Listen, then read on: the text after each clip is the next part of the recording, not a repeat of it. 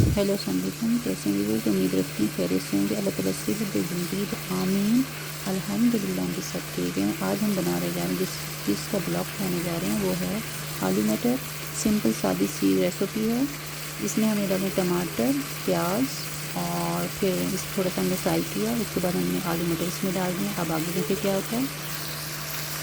इसमें हम डालेंगे सूखा धनिया,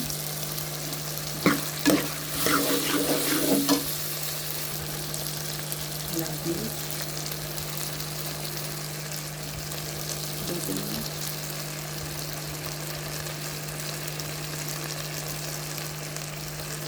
नमक 1 चम्मच,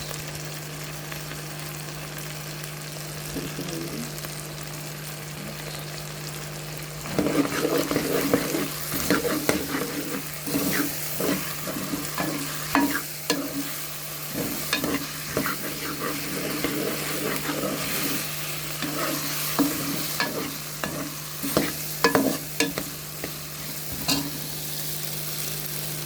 बहुत अच्छी बहुत मज़े की बनेगी। सिंपल सी रेसिपी है।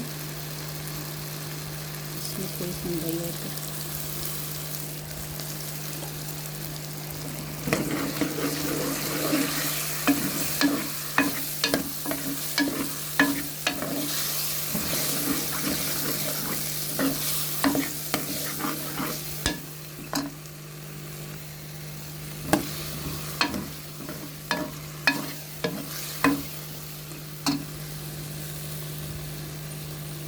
देखें, थोड़ी देर हम इसे भूनेंगे अच्छी तरह से।